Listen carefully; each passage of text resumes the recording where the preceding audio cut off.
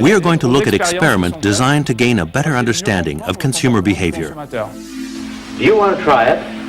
Sure. Isn't this something like a lie detector? We ask people questions, and we expect to get the right answer.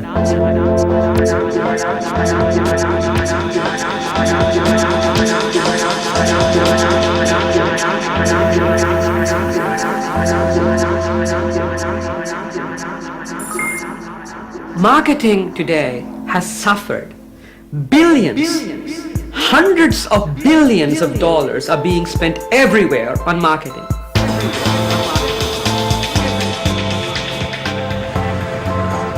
We expose for 2 million television commercials throughout life. That's the same as watching 8 hours of television commercials 7 days a week for 6 years.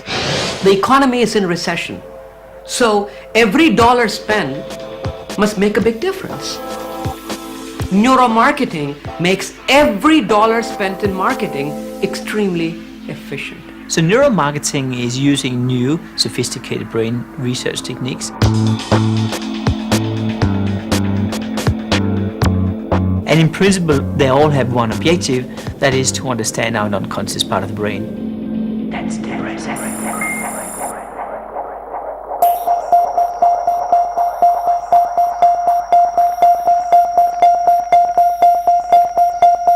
Understanding our subconscious is all very well, but to what end? Such understanding can improve the way in which we look after ourselves, but can it also be used to gain more of an influence over us? These questions are currently being discussed by the French National Assembly. Members of Parliament are wondering about the ethical issues presented by neuroscience, and particularly by neuromarketing. Of course, as researchers and doctors, we are interested in the brain.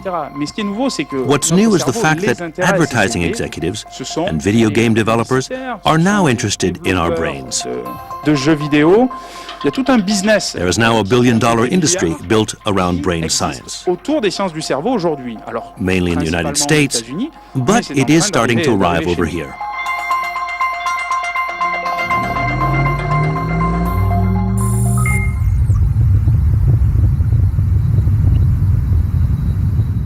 Neuromarketing is the use of neuroscience techniques alongside classical marketing techniques, which means trying to see how the brain reacts to something new, for example, products, ad campaigns, or movie trailers.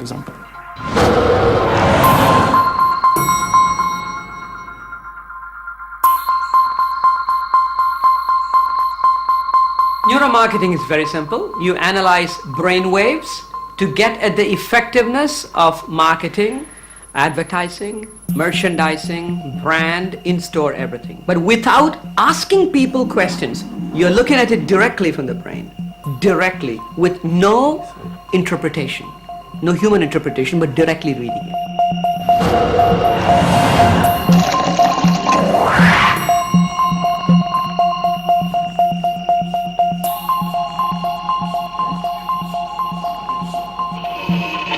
The way functional MRI works is we can dissect brain areas with millimeter resolution. These techniques, which allow us to look at the implicit processes or unconscious processes that largely determine our behavior, we could begin to ask and interrogate the brains of consumers to say, what is it that you really want?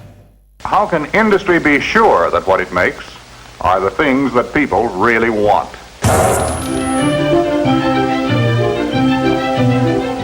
And here the story begins, at the Opinion Center.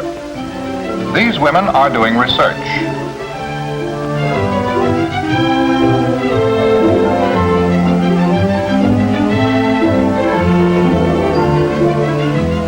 And these women are doing research too.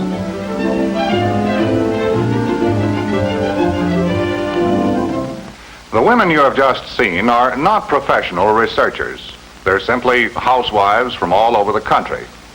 But all these women are doing research concerned with products for the home. Research on style, utility, and sales. Way before this kind of images existed, a long time ago, life was simple. Objects were rare and were made on demand. The market stayed local and competition was non-existent. Marketing, therefore, was pointless. And then Homo industrialis embarked on the era of mass production. From that moment on, the market had to expand and competition appeared. Homo industrialis no longer knew his clients personally. He manufactured first and sold later. Everything speeded up and the market became saturated. Supply was greater than demand. Then came the Depression of 1929, which was when offensive marketing first appeared. Finding new clients and getting rid of competitors became essential for good business. Communication tools multiplied and brands became emblematic of products. Using consumer behavior studies at its base, marketing claimed it was achieving the Holy Grail.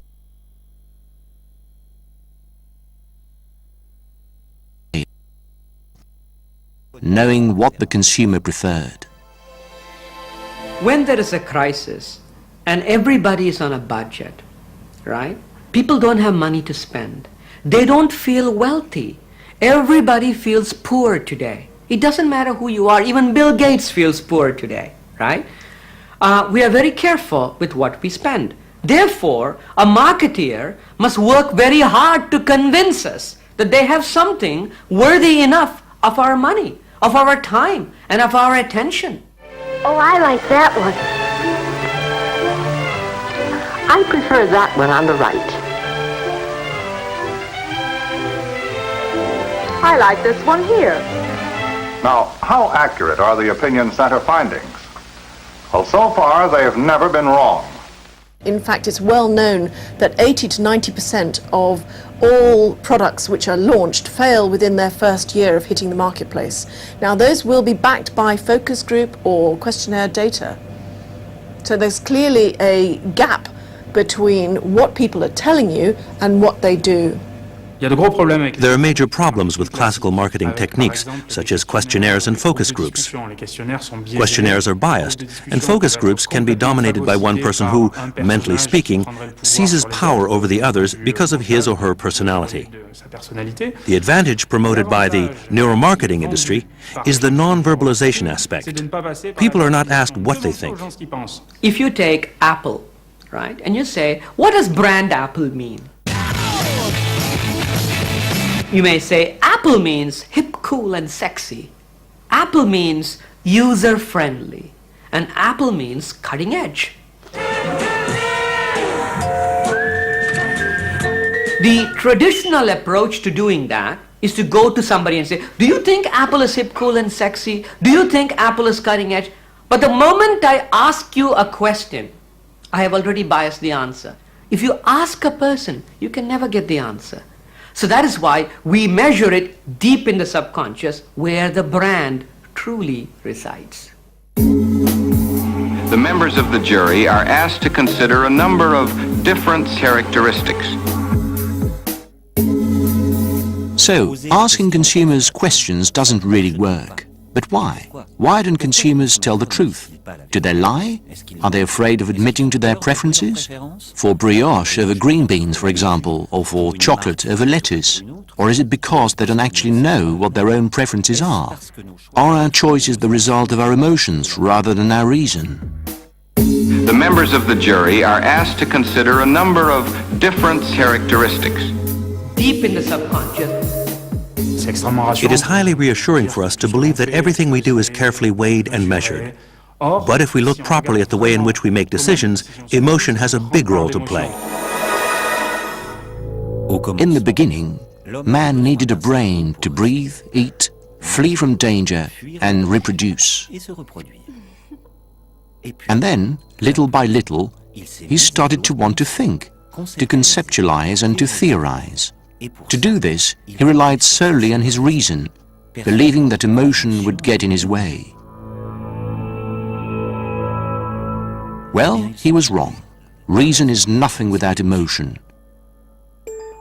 We owe this recent discovery in large part to the study of an extraordinary character, the American Phineas Gage. Phineas worked on railroad construction sites in the middle of the 19th century. All his work colleagues liked him. He was polite, conscientious, and accurate. He was, in a word, reliable. Until the day when a crowbar accidentally dislodged part of his brain, As incredible as it seems, he survived the accident and only lost his left eye. After a period of convalescence, he went back to work and it was a disaster. Nothing was the same as before. He was sure to try to justify our choices rationally after the event.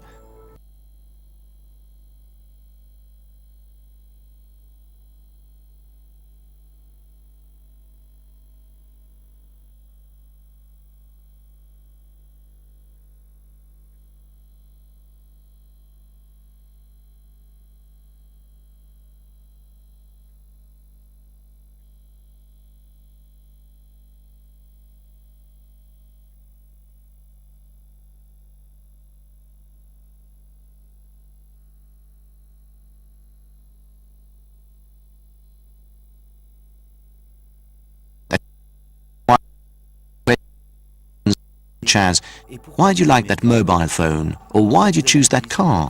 Don't really tell us much about the innermost desires of the consumer.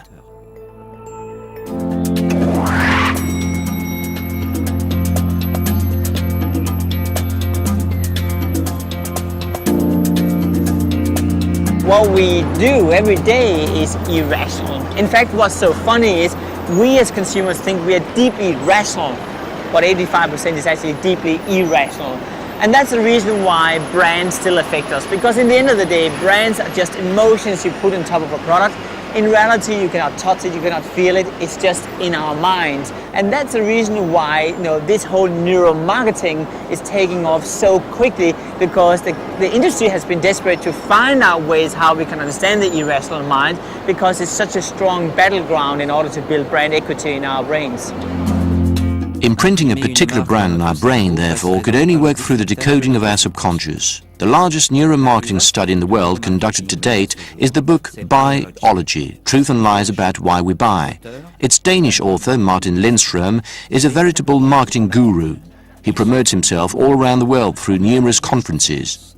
Time magazine recently elected Lindström one of the 100 most influential people on the planet. At his conferences, he has no qualms about overturning the received ideas of his audience. How many of you would say that you are deeply irrational in everything you do every day? Raise your hand. One young lady is standing up there. Now you know how she looks like. Stay away from her. This is a serious problem. Thank you for being so honest. Liars! Okay, now you have to be honest.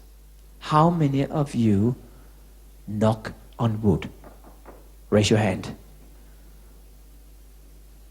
Seriously, you did not raise your hand previously, right? Right. Why do you touch wood? It's luck. It's for luck. So how do you know it works? It doesn't. Good morning.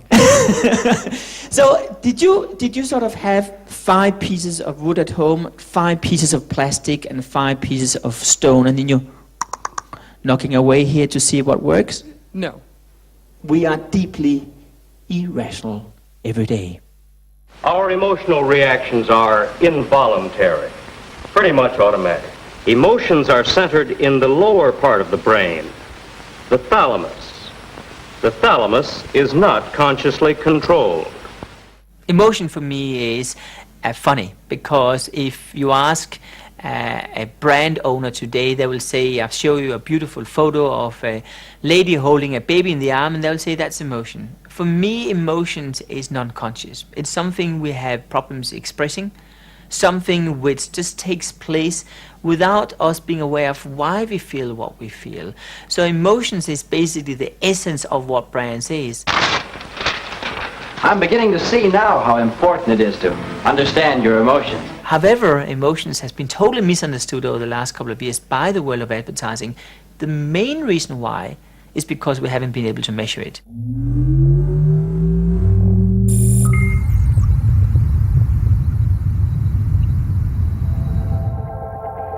Actually, it measures and records all kinds of emotional responses.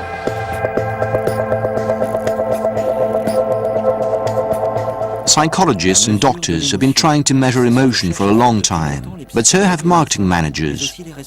An understanding of what moves us deep inside, what motivates our choices, this is what more and more neuromarketing companies are offering. In this experiment, we see that the skin temperature gradually drops from point 80 on the graph to about 65. This is your captain again. Here in Berkeley, Neurofocus, one of the largest neuromarketing companies in the world, maintains that it can measure the efficiency of a commercial using an electroencephalogram. We look at brain waves, and we have 64 sensors. Each one of the sensors monitors the brain at 2,000 times a second. So in 1 second, we get 128,000 data points. Imagine what do you get in 30 seconds? What do you get in 1 minute? It's billions of data points, right?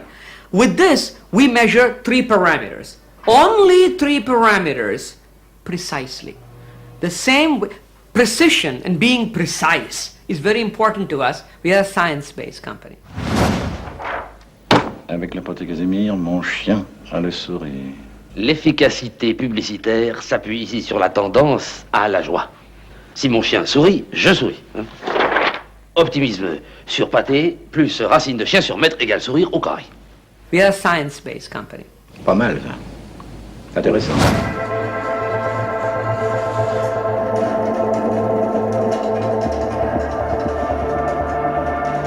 We measure her brainwaves in response to a 60-second ad, and from that we actually took 3 of our metrics, which is attention, emotion, and memory.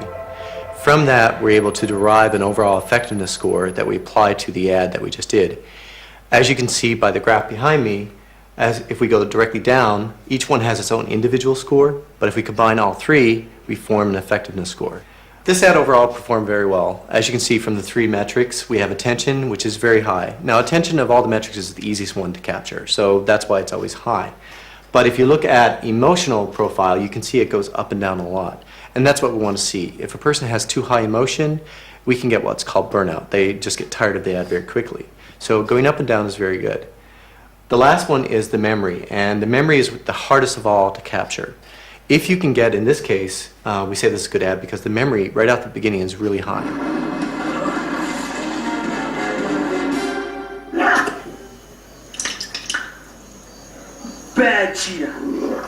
The best thing is at the end, if you get memory spiking, as you see at the end, it really goes up.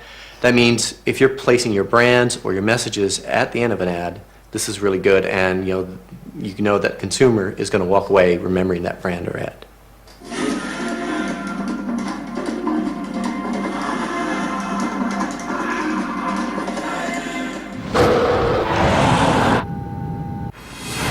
So neuromarketing companies are after our memory.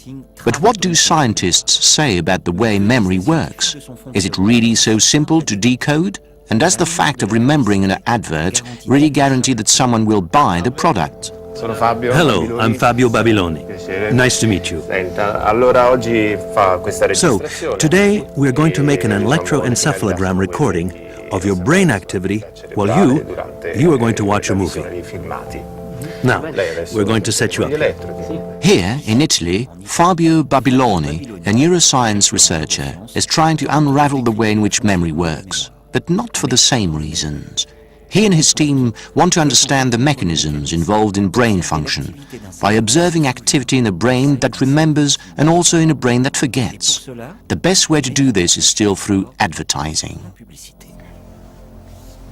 Perfetto, ci siamo. Abbiamo preso un buon EG. Now that you have your cap on, we will begin recording while you watch the movie. It's important that you stay relaxed. Don't move around too much. Particolari movimenti muscolari.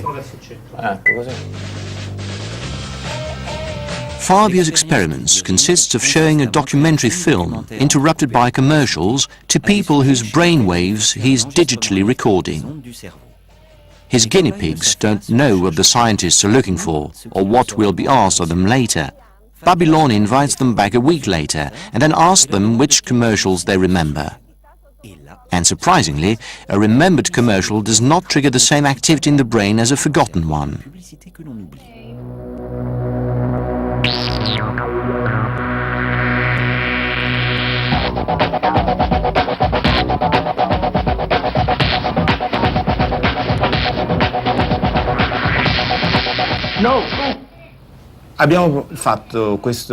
We conducted this study on 20 people.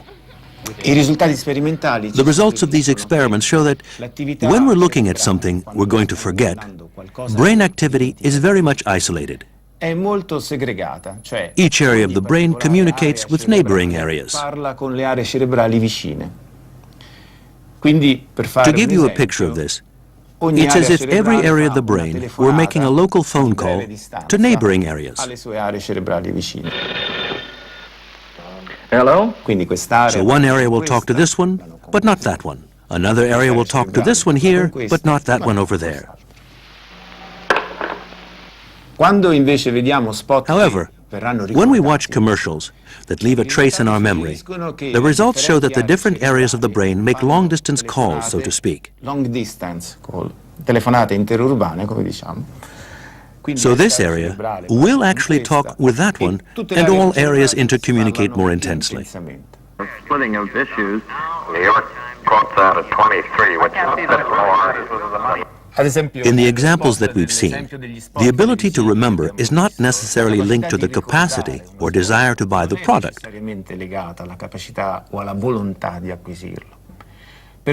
For example, I'm sure we all remember really bad commercials and products that we have no intention of buying.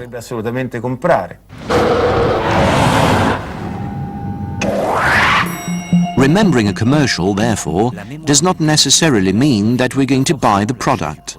But what about their emotions? Are they involved in the purchase decision?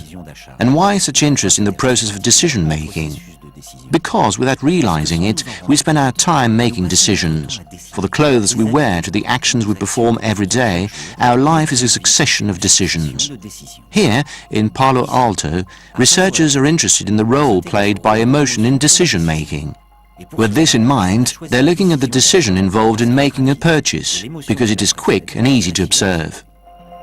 Our lab has become very interested in, and some other labs too, is what happens emotionally, not only as the result of something that happened to you, like you got an A on your test, or you just won $100, but also before that thing happens, before you make the decision, and before you find out what happens. Are you in an emotional state? And if you are in an emotional state, can that influence your decision and your behavior? We did an experiment in which we wanted to investigate how people purchase things, because purchasing, buying things, shopping, is a ubiquitous economic decision that most of us make. And it's of obvious interest to economists, marketers, psychologists, and so forth. In order to see whether emotion can predict our buying behavior, Brian Knudsen asked his guinea pigs to shop whilst being observed under an MRI scan. At the beginning of the experiment, he gave them $40. Then he showed them a series of goods they could either buy or not. They could leave with their shopping and keep any money that was left over. Surprisingly, Brian Knudsen was able to predict their buying decisions even before they voiced them, just by looking at their brain activity. We found that if we looked at activation in a certain part of your brain involved in anticipating good things, called the nucleus accumbens, when people saw a product, if we saw more activation in that area, people were more likely to say yes, even before they had seen the price. Okay, but when they saw the price, if we saw activation in another part of your brain that seems to be involved in anticipation of bad things and other functions as well, but this would include things like anticipating a shock, or anticipating seeing a disgusting photo, or seeing somebody else in pain. If we saw more activation in this anterior insula region, when people saw a price, they were more likely to say no.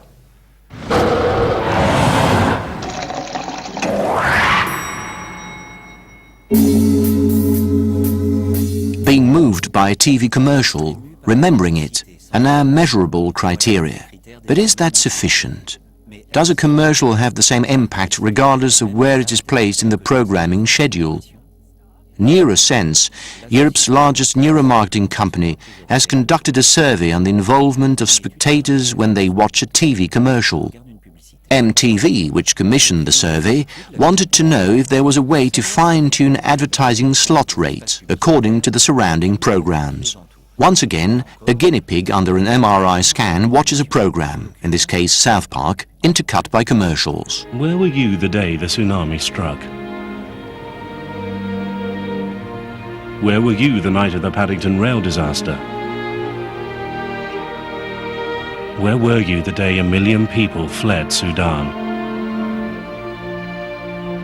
The Red Cross were there, and we're there today around the world for millions of people whose lives have been devastated by crisis. You'll be there for them today.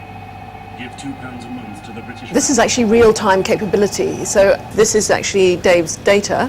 And David's obviously watching this, and we can see the visual areas and the auditory areas are responding, so we know that the experiment is working. What we found was almost the whole brain was much more active when ads were placed and perceived in a congruent programming context than when they were placed in an incongruent one. So you can see areas involved in memory encoding, attention, comprehension, emotional saliency, and so forth. So a large range of brain areas here. If you look at the flip side and we say, are there more, which brain areas were more active when we look at the incongruent programming context, we see this, right? So again, these are exact data to exactly the same stimuli. So you can see that there really is an advantage to placing programming, and we can actually quantify this to this extent as well, how much more or less encoding, for example, memory encoding is going on in an appropriate context. It just shows you the advantage of placing your advert in a commonsensical fashion rather than paying top dollar to go on to prime time if it's in an incongruent context. And this was not obvious. I mean, the intuition that you can't put a Red Cross ad in the middle of South Park is not obvious. Absolutely, it seems to us, doesn't it? But the thing is, how are you going to measure that? There were no objective measures, so in order to make an industry change the way it does things, even though it seems like common sense to us that should be the case, nevertheless, ads are still placed inappropriately in prime time viewing.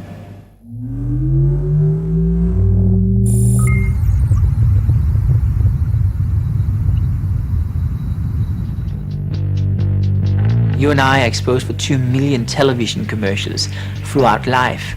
That's the same as watching 8 hours of television commercials 7 days a week for 6 years. We cannot remember all of this stuff. So in order for us to survive, we need to select. And what we know from our brain now is that our brain do the selection for us. If it did not do that, we'll crash as a computer. So what we remember is things which are in context, which are relevant for us. Things which are out of context is literally deleted from our brain. Well, guess what? 99.9% of all the ads you see today is out of context. That's the reason why it doesn't work. That's the reason why we are irritated as consumers. Good news then. Our brains, which all things considered are pretty clever, sort through the mass of advertising that surrounds us. Nevertheless, whilst they're capable of selection, what they love about all is reassurance. And this is where Lindström has made a surprising discovery. The feelings of security and of belonging to a community function in exactly the same way in our brains with regard to brands as they do with regard to religion. To support this, Lindström hands over to a minister.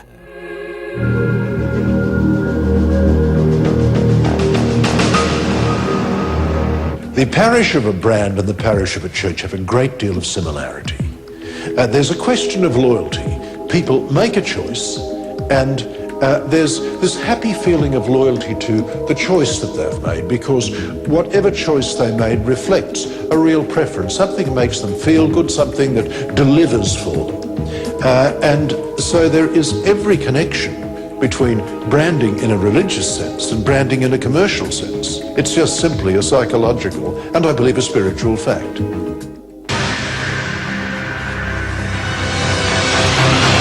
Exactly 3 years ago, I decided to jump on a plane as a reflection of those results from the biology project. I wanted to find out what are the pillars in religion which really makes it so powerful. I'm not saying we're creating a religion here, I'm saying we're learning from the world of religion.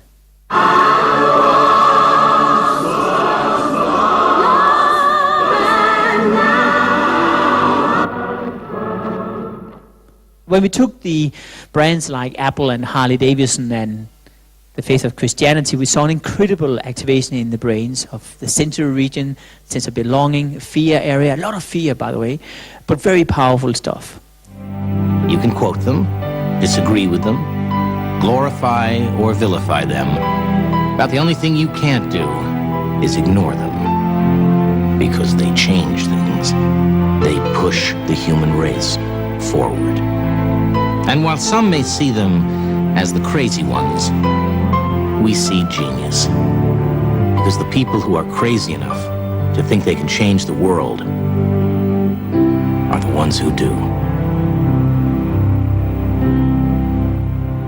Whereas we took brands like BP and Microsoft and compared it with those brands, the activation we saw on the brand was somewhat almost non-existent. This is interesting stuff, because this is an indication of that religions which have been around for 2,000 to 3,000 years, it's not a coincidence. There's some fundamental elements it touches in our behavior. And as we live in a world where fear is so prominent in our lives, it actually starts to make sense now that brands are learning from it.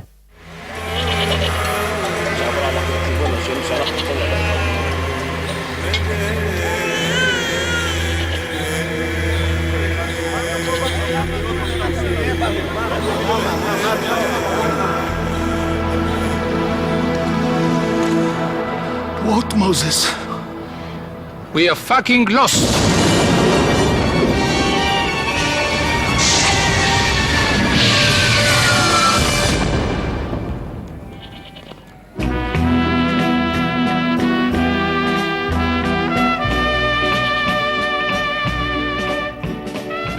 If I ask you, are you loyal to something? Your response would be, no. I am not a dog. I am not loyal to anything. I look for the best things. But deep in your subconscious, you may be loyal. You may be unwilling to accept or admit to yourself. So we don't ask you. So what I do, I tell you, hey, listen, I'm going to show words that appear and disappear on the screen in half-a-second intervals. Some of the words have a red dot on them, some of them don't. Your job is to find the words that have a red dot on them. So what happens, every time a word shows up on the computer screen and it has a red dot on it, your brain goes, aha, there it is, there's the word with the red dot. We call it the aha response of the brain. There's a particular neurological term called the P300 response, a particular unique neurological signature, right? Anytime one of the brand words show up, and the brand words will not have a red dot on them, all right? Yet, if they show up and they mean something deep in your subconscious, your brain will still go, aha. The difference very clearly tells you how much the brand really resonated and imprinted on your subconscious. If advertising is done well, it is a religion. It is at least part of one of the elements religions are creating. Remember, religion has 10 pillars, making it become powerful. And one of them is actually called evangelism. Now, you could say that advertising is partly part of evangelism. A little bit like when you go to a church. I hope I'm not offending anyone by saying a church is a flagship store, right? And you have the logo on cross, which is, so you have a lot of parallels going on here. Now, a church would never do this because that would be too much for a church. A church instead will let people spread the word of mouth, so it becomes much more authentic. Guess what? Brands are starting to do exactly the same now. Je les aime parce qu'ils sont bien, ils sont, comment dirais-je, bien onctueux, vous voyez. Ah non, je préfère Can faithful consumers help to promote brands? Perhaps. But while brands ask the faithful for help, what kind of strategies can public authorities employ to get their prevention messages across? To dissuade us from smoking, for instance. Amongst his other discoveries, Lindström was surprised to note two things. Messages such as smoking kills are ineffective and sex does not sell.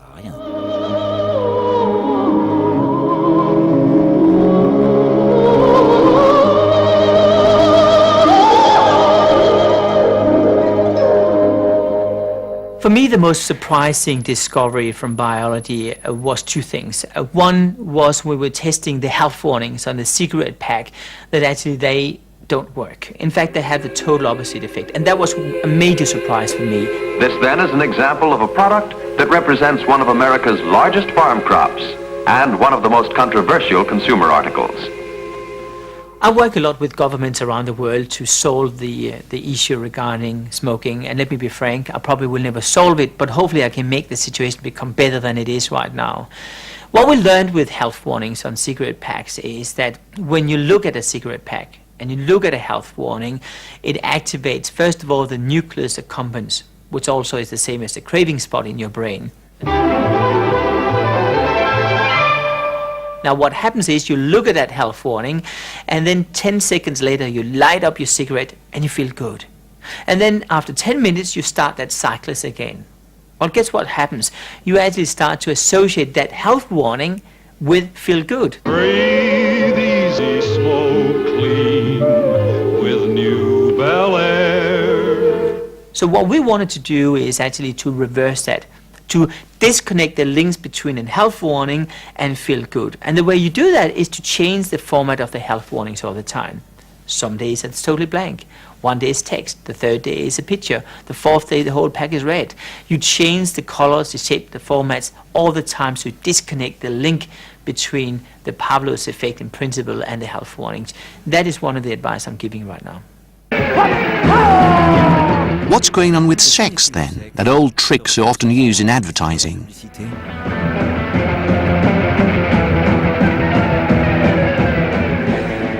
Sex in advertising does not sell. And we know that from biology now. We thought it sold. It probably has been selling in the past, but there's two problems with it. The first thing is sex is so overwhelming in our brain that when we hear about it, we only think about sex. We totally forget about the brand. Quand on n'a rien à cacher, rien à cacher, on le montre. Joker n'a rien à cacher.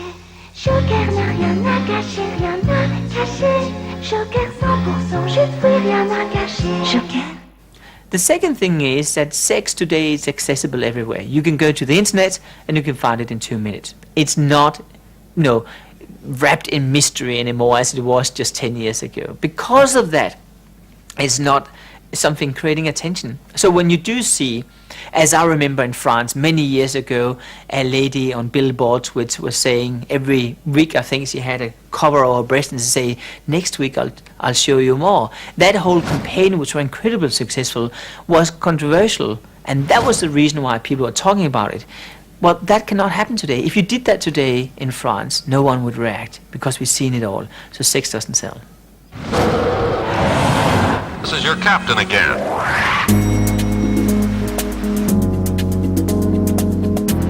Whilst it is pointless to appeal to our sexual desires, it is nonetheless essential to speak to our senses. Our hearing and our sense of smell is still far too neglected by advertising. The reason for this, according to some, is linked to human evolution. For despite years of evolution, some of our primitive instincts still prevail. Apparently, this is due to our reptilian brains. Some companies, such as the sales training company Sales Brain, have based their entire business on this argument. Good morning. What if you could create the right perception in the brain of your prospects? What if you could actually deliver your value proposition to the part of the brain of your clients that drives all their decisions? What would that mean for you? A lot more business. What would that mean for your businesses? Now, what if neuromarketing could give you a simple formula to do just that? And what if you could create the killer elevator speech in just 3 hours? I like selling. I like it here. I like the job, too. I just hope the job likes me. Would that be worth your time this morning? Yeah. Would that be worth your Vistage dues for the next 10 years? Yes. Right? Well, good. Good morning. So my name is Patrick Renoise. I am French. Nobody's perfect, right? And as you know, I've spent my life in sales and marketing. But at the end of the day, I was not satisfied with what all this sales training had, taught me, so I had to write my own methodology. So here is what I'd like to do with you today. I'd like to give you an executive overview of what we know on how the brain works. We help companies to push the buy button in the brains of their audience. The sales brain method applies to everybody because it is based on influence. It applies to people who sell Airbus planes, nuclear power plants, and yogurts, and even to mothers who want to get their children to leave for school on time. And I'm going to summarize in one slide what we know about the decision-making process. So as you can imagine, this is kind of an oversimplified description of how it goes, but for the purpose of what we do in marketing and sales, this is very effective. So here is what neuroscientists have discovered. Using functional MRI and other techniques to look at the brain, the trigger in the brain is actually the top of the stem and the portion that unite both hemispheres. This is referred to in the medical literature as the old brain. Sometimes people call it the reptilian brain. Sometimes people call it the limbic system. It doesn't matter what you call it. What matters is that we use the most ancient part of our brain to make all our decisions. And there is a good news, and there is a bad news. The bad news is we decide at the level of a crocodile. Why? Because we share this brain in common with reptiles. That's why it's called the reptilian brain. Now that brain, the reptilian brain, is actually very, very old. It's 450 million years old. So this is what neuroscientists call the preverbal brain. So the holy grail of neuromarketing is to find an image, story, or movie that will trigger a specific emotion, such as joy or sadness, or feelings of guilt, so that this emotion will in turn trigger a decision. So much for the holy grail of neuromarketing.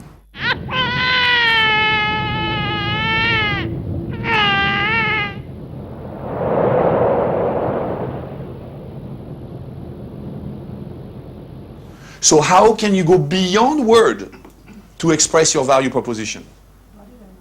Body language is definitely one way. And we're going to go look at what you need to do to really be able to talk to an organ that does not even understand words.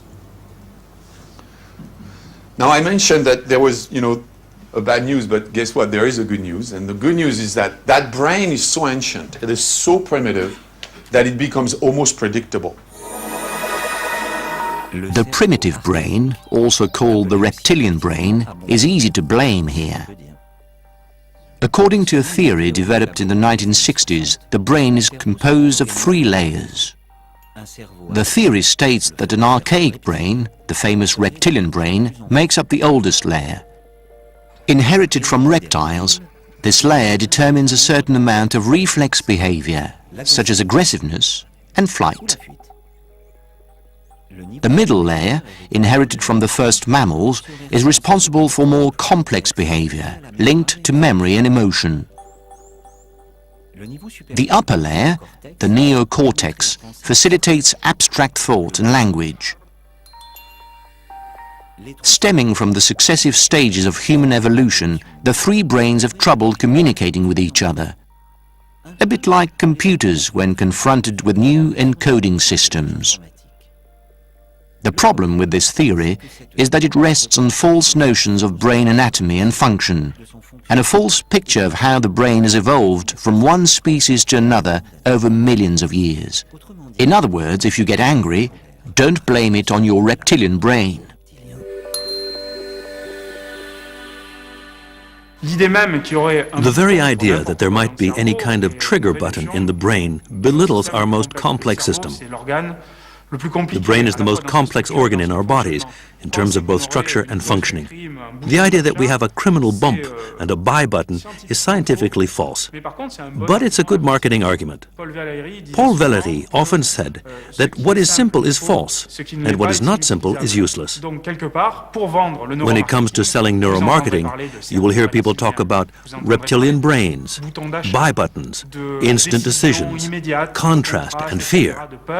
Unfortunately for marketers, and luckily for us, the consumers, the decoding of the brain is still a long way off. All colas are the same. All colas are the same. I'll just have a cola. I'll just have a cola. I'll just have a cola. I'll just have a cola. I'll just have a cola. I'll just have a... Yeah, you'll have the... You'll have the... I'll just have a Coke. Is the neuro dimension of neuromarketing then above all a marketing argument? In the end, Are all these measures actually useful? Do they work, or are they just a load of hot air? And if they do work, do we risk being increasingly influenced, if not manipulated?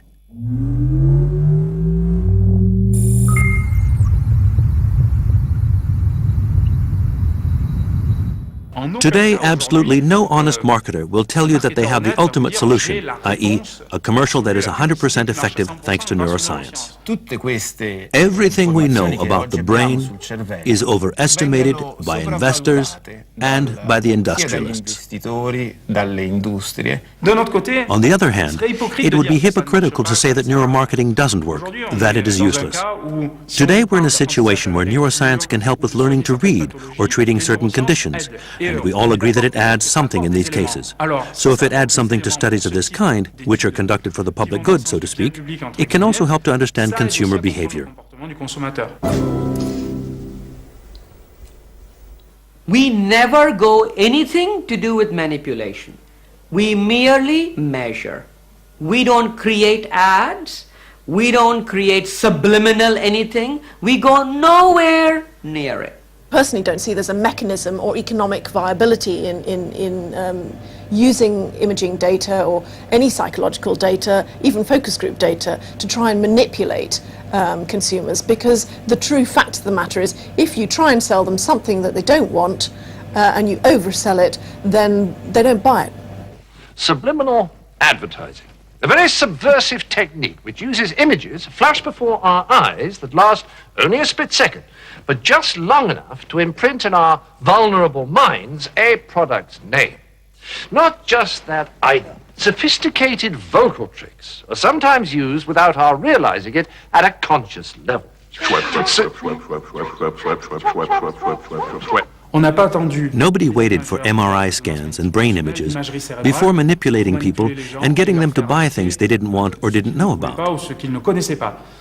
Manipulating or influencing consumers. You can play around with the words, but basically getting consumers to make decisions that they didn't want to make. This is unique to marketing and applied consumer psychology. And I think that's why these so-called neuromarketers are interested in these techniques, because they think, here's a desire meter, and now I'm going to manipulate all this stuff and see if it changes the desire meter. That's a very simplistic view of how the brain works, by the way. This is the perfect project for you. This is the perfect project for us.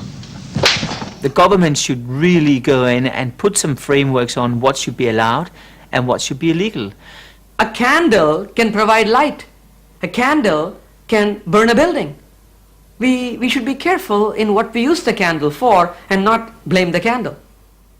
So I think it's hard to control the applications. On the other hand, I think it's essential for scientists to take responsibility for communicating their findings to the public and for commenting on the uses of those findings.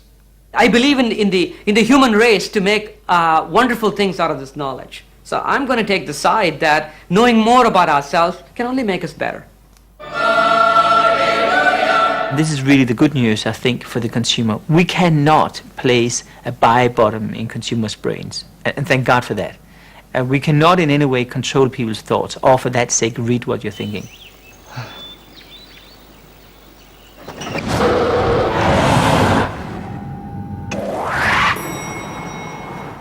So we can rest assured, science, and particularly the science of neuromarketing, has its limits. Nobody's going to read our minds. Not for the time being, at least. But what about the future? In actual fact, here at the University of Pittsburgh, Professor Marcel Just's team has already begun to decode our thoughts. The objectives here have nothing to do with neuromarketing. Marcel's team is working principally on language, focusing particularly on autism. But what will happen when others get hold of his results? In the last few years, it's been possible to use fMRI to identify the contents of people's thoughts. Now, using new computational techniques, machine learning techniques, we've been able to discover the relationship between particular patterns of brain activity and particular thoughts. How you doing, Justin? Are you ready to get started? Okay then, it's about 5.5 minutes long, so just stay as still as you can. Marcel Just and his team have developed a software program capable of recognizing words such as telephone or truck being thought of by people undergoing an MRI scan. Words that the computer guesses just by looking at our brain activity. I think the word is apartment. Got it right. That's it. I think that's 10. it. It got a 10 out of 10 in a two-choice test. It got a perfect score. It means that all of us, to some extent, when we think of a chair or an apple or a hammer or any physical object, very similar things are happening to our brain. 10 years from now, 20 years from now, I don't think we're going to need an MRI scanner. This electromagnetic activity is occurring in the brain, and some sensor will be able to detect it. And it'll be, maybe we'll have some handheld little device, hold it up, and we'll be able to see what's going on in another person's brain. It's sort of like a mental nudist colony. I don't know how to avoid the misuse of this. I think it's a wonderful new knowledge. I'm sure it can be used for evil. People ask about, what about police interrogations? What about neuromarketing? I'm sure it can be used for bad reasons. Currently, it requires the cooperation of a person. I have to think apple before anybody can see it. But ultimately, I think it will require less cooperation. So is it a bad thing if everybody knows what you're thinking? Well, it would mean the end of privacy, really. I think that we, as science develops, the potential for manipulating, in good and bad ways, humanity are enormous, just enormous. I think we're going to be able to change the nature of the human race. Do we want to create a new species? I think it will be possibly within our power to do that. It's really, the thought is bigger than anything I can handle. I just don't know. Do we want to do this? I think it's one of the biggest questions that we will ever face, and soon.